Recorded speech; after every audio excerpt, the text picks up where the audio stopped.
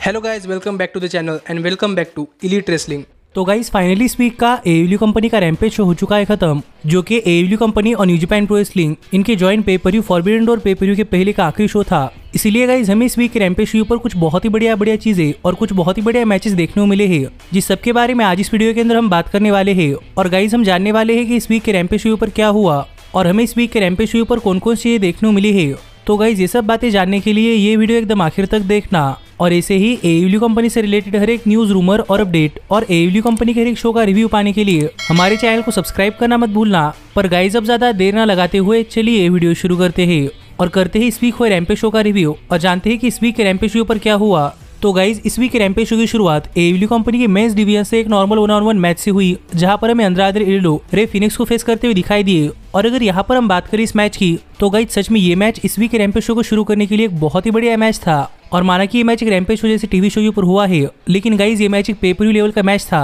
और हमें इस मैच के अंदर अंद्रादे इल्लो और रे फिनिक्स इन दोनों की तरफ से बहुत ही बढ़िया मूव्स देखने को मिले हैं। और इस मैच के अंदर ऐसे मूव्स थे जो कि हमने कभी पहले रे फिनिक्स को लगाते हुए नहीं देखे थे। और इस मैच में कई बार फैंस दिस इज ऑसम के चैंट्स कर रहे थे, जिससे कि आप समझ सकते हैं कि ये मैच कितना बढ़िया मैच था। लेकिन अगर यहाँ पर हम बात करें इस मैच की विनर की, तो गाइस फाइनली इस मैच के आखिर में रे फिनिक्स ने अंद्रादे के ऊपर टॉप रोप से एक बहुत ही बढ़िया रिवर्स स्पेनिश फ्लाई लगाया, जिससे कि अंद्रादे और रे फिनिक्स दोनों ही डाउन थे। और जब रेफरी रे फिनिक्स को चेक कर रही थी, तब अंद्रादे के मैनेजर होजे ने अंद्रादे को एक लैपटॉप दे दिया, जिससे अंद्रादे रे फिनिक्स के ऊपर अटैक कर ये मैच जीत सके। लेकिन रेफरी ने अंद्रादे को रोक लिया, जिस बीच अंद्रादे रे फिनिक्स के ऊपर एक लो ब्लो लगाने के लिए गए, पर रे फिनिक्स ने इसे भी रिवर्स कर दिया और रे फिनिक्स ने रिंग के बाहर अंद्रादे के ऊपर एक बहुत ही बड़ा सुसाइड डाइव लगा दी, जिससे कि अंद्रादे और रे फिनिक्स दोनों ही रिंग के बाहर हो गए। और अंद्रादे के मैनेजर होजे इस मैच में इंटरफेयर कर रहे थे। ये देखकर रे फिनिक्स के मैनेजर यानी कि एलेक्स एब्रांडस ने इस मैच के अंदर रिंग के अंदर आकर अंद्रादे के मैनेजर होजे के ऊपर चिल्लाना स्टार्ट कर दिया। और जब रेफरी रिंग के अंदर इन दोनों मैनेजर्स को मैनेज कर रही थी, तभी यहाँ पर रूश आ गए और यहाँ पर आकर रूश ने रे फिनिक्स के ऊपर एक लो ब्लो लगा दिया और रूश ने रे फिनिक्स को रिंग के अंदर ढकेल दिया। और अंद्रादे ने रे फिनिक्स के ऊपर अपना फिनिश हैमर और डीडी लगाकर रे फिनिक्स को पिन कर अंद्रादे ने ये मैच जीत लिया है।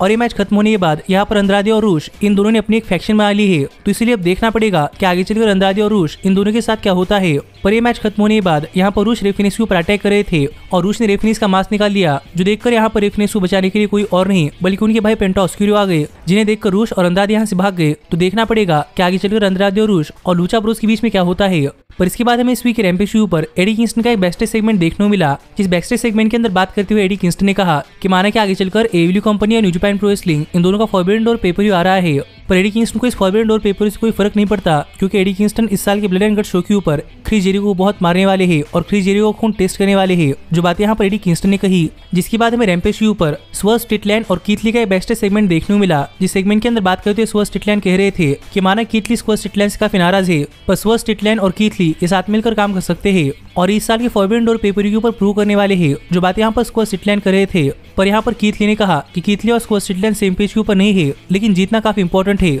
इसीलिए कीथ ली स्वर्ज स्ट्रिकलैंड के साथ काम करने के लिए एक शॉट देने के लिए तैयार है। जो बात है अगर कीथ ली यहाँ चले गए तो देखना पड़ेगा कि आगे कीथ ली और स्वर्ज स्ट्रिकलैंड के बीच में क्या होता है। पर इसके बाद हमें रैम्पेज शो पर मराना शेफर्ड और सेरेना डेप मिलकर एक नॉर्मल टैग टीम मैच के अंदर किसी लोकल टैलेंट्स को फेस करती हुई दिखाई दी। और अगर यहाँ पर हम बात करें इस मैच की, तो गाइज माना कि इस मैच के अंदर सेरेना डेप और मराना शेफर्ड मिलकर लोकल टैलेंट्स को फेस कर रही थी, लेकिन गाइज फिर भी ये मैच एक देखने लायक मैच था और इस मैच के अंदर लोकल टैलेंट्स को भी काफी बढ़िया ऑफेंस मिला है और वो इस मैच के अंदर काफी देर तक टिके हुए थे। और हम इस मैच के अंदर देख भी पा रहे थे कि मराना शेफर्ड और सेरेना डेप एक साथ काम नहीं कर पा रही, पर फिर भी ये दोनों अपने ओपोनेंट के ऊपर काफी तगड़ा अटैक कर रही थी। और फाइनली यहाँ पर मराना शेफर्ड और सेरेना डेप इन दोनों ने अपने ओपोनेंट्स के ऊपर अपना सबमिशन मूव लगा दिया और सबमिशन के सहारे इन दोनों ने मैच जीत लिया है। लेकिन ये मैच जीतने के बाद यहाँ पर सेरेना डेप थोड़ी गुस्सा थी, क्योंकि ये मैच चलने के दौरान मराना शेफर्ड का सेरेना डेप को धक्का लग गया था, जिससे हम समझ सकते हैं कि करंटली दोनों सुपरस्टार सेम पेज के ऊपर नहीं है। तो देखना पड़ेगा कि आगे चलकर इनके बीच में क्या होता है। पर इसके बाद हमें रैम्पेज शो पर टली ब्लैंचेट की नई फैक्शन यानी कि टली ब्लैंचेट एंटरप्राइज का एक बैकस्टेज सेगमेंट देखने को मिला, जहां पर बातें करते हुए टली ब्लैंचेट ने कहा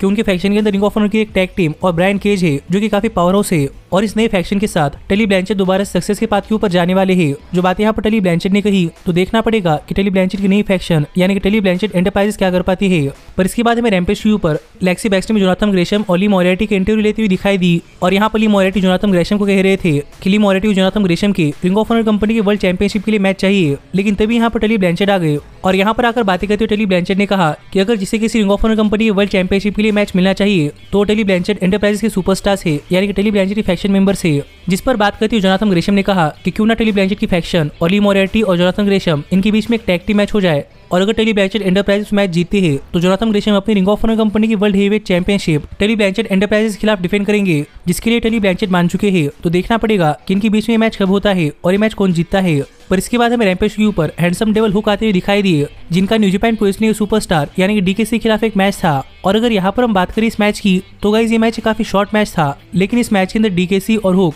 इन दोनों ने अपनी बहुत ही बढ़िया परफॉर्मेंस दी है। और इस मैच के अंदर पूरी तरीके से हुक और डीकेसी एक दूसरे के ऊपर काफी तगड़े स्ट्राइक्स लगा रहे थे, जिस बीच हमें डीकेसी के स्ट्राइक्स के चलते हुक भी कई बार लड़खड़ाते हुए दिखाई दिए। लेकिन फाइनली इस मैच के आखिर में हुक ने डीकेसी के ऊपर काफी खतरनाक स्ट्राइक्स कर अपना सबमिशन लगा दिया और सबमिशन के साथ हुक ने मैच जीत लिया है, जिससे हम समझ सकते हैं कि यहाँ पर हुक ने न्यू जापान प्रो रेसलिंग के सुपरस्टार को भी हरा दिया है। तो देखना पड़ेगा कि आगे चलकर हुक के साथ क्या होता है। लेकिन इसके बाद हमें रैम्पेज के ऊपर मार्क हेनरी, एफटीआर के डैक्स हार्वुड और यूनाइटेड एम्पायर के जेफ कॉब का इंटरव्यू लेते हुए दिखाई दिए। इस इंटरव्यू के अंदर बात करते हुए एफटीआर कैश व्हीलर ने कहा कि इस वीक के रैम्पेज के ऊपर कैश व्हीलर जेफ कॉब को ओवरऑल करने वाले हैं कि वो फॉरबिडन और पेपर के ऊपर 100% नाकाम कर पाए। पर यहीं पर बात करते हुए जेफ कॉब ने कहा कि जेफ कॉब 2004 के ओलंपियन है, जिससे कि जेफ कॉब पहले से कैश व्हीलर से बहुत ही बढ़िया रेसलर है, इसलिए जेफ कॉब कैश व्हीलर को नहीं छोड़ने वाले और कैश व्हीलर फॉरबिडन और पेपर के ऊपर 100% नहीं हो पाएंगे, जो बात यहाँ पर जेफ कॉब ने कही। जिसके बाद हमें गन क्लब का एक बेस्ट सेगमेंट देखने को मिला। इस सेगमेंट के अंदर बात करते हुए गन क्लब ने कहा कि बिली गन ने एडब्ल्यू कंपनी के साथ बातचीत कर इस साल के फॉरबिडन और पेपर के ऊपर गन क्लब के लिए एक मैच बुक कर लिया है और बिली गन चाहते हैं कि गन क्लब अपना ये मैच जीते, जो बातें गन क्लब ने इस सेगमेंट के अंदर कही। जिसके बाद हमें फाइनली इस वीक के रैम्पेज का मेन इवेंट स्टार्ट होता हुआ दिखाई दिया, जहां पर एफटीआर के कैश व्हीलर यूनाइटेड एम्पायर के जेफ कॉब को फेस कर रहे थे। और अगर यहाँ पर हम बात करें इस मैच की तो गाइस इस मैच की शुरुआत से जेफ कॉब इस मैच के अंदर डोमिनेट कर रहे थे और कैश व्हीलर बार बार इस मैच के अंदर अपना कमबैक करने का ट्राई कर रहे थे, लेकिन कैश व्हीलर कामयाब नहीं हो पा रहे थे। पर फिर भी हमें इस मैच के अंदर कैश व्हीलर और जेफ कॉब इन दोनों की तरफ से बहुत ही बढ़िया मूव्स देखने को मिले हैं और कई बार कैश व्हीलर ये मैच जीतने काफी करीब पहुंच चुके थे। लेकिन फाइनली एक बहुत ही बढ़िया मैच के बाद अगर यहाँ पर हम बात करें इस मैच की विनर की तो गाइस फाइनली इस मैच के आखिर में जेफ कॉब ने कैश व्हीलर के ऊपर अपना फिनिशर लगा दिया और कैश व्हीलर को पिन कर जेफ कॉब ने ये मैच जीत लिया है। और जेफ कॉब के मैच जीतते ही यहाँ पर यूनाइटेड एम्पायर के ग्रेटो खान आ गए, जो कि यहाँ पर जेफ कॉब की जीत सेलिब्रेट करने के लिए आए थे। लेकिन तभी यहाँ पर एफटीआर के डैक्स हार्वुड ने आकर ग्रेटो खान के ऊपर अटैक करना स्टार्ट कर दिया और अटैक देखकर यूनाइटेड एम्पायर के बाकी मेंबर्स भी यहाँ पर आ गए और यहाँ पर आकर उन्होंने डैक्स हार्वुड के ऊपर अटैक करना स्टार्ट कर दिया और अटैक देखकर यहाँ पर बेस्ट फ्रेंड्स और ऑरेंज कैसिडी भी आ गए, जिससे कि हमें यहाँ पर बेस्ट फ्रेंड्स रोपंगी वाइज और ऑरेंज कैसिडी और यूनाइटेड एम्पायर के बीच में एक बहुत ही बढ़िया ब्रॉल देखने को मिला है, जिस ब्रॉल में ऑरेंज कैसिडी और विल ऑस्प्रे एक दूसरे के ऊपर काफी तगड़ा अटैक कर रहे थे। और सरप्राइजिंगली ब्रॉल चलने के दौरान हमें एडी किंगस्टन आकर कॉमेडी टीम पर बैठे हुए क्रिस जेरिको के ऊपर अटैक करते हुए दिखाई दिए, जिससे कि हमें इस वीक के रैम्पेज शो के आखिर में पूरे शो के ऊपर एक बहुत ही बड़ा ब्रॉल देखने को मिला है। और इस ब्रॉल के अंदर इस वीक का रैम्पेज शो ऑफ एयर चला गया, जो देखा जाए तो इस वीक रैम्पेज शो को खत्म करने का एक बहुत ही बढ़िया तरीका था। और ऐसे ही रैम्पेज शो ऑफ एयर चला गया, जिस शो के ऊपर आपका क्या कहना है आप मुझे कमेंट कर बताइए। और ऐसे ही एडब्ल्यू कंपनी से रिलेटेड हर एक न्यूज, रूमर और अपडेट और एडब्ल्यू कंपनी के एक शो का रिव्यू पाने के लिए हमारे चैनल को सब्सक्राइब करना मत भूलना। पर गाइज अब मैं मिलता हूँ आपसे अगली वीडियो के अंदर, पर तब तक stay healthy, stay happy and keep. Hey, did you like that video? Click the screen for more.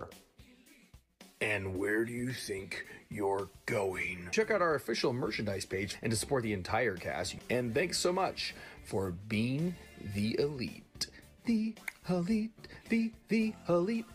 What, Nick, you're not going to sing it all with me this time?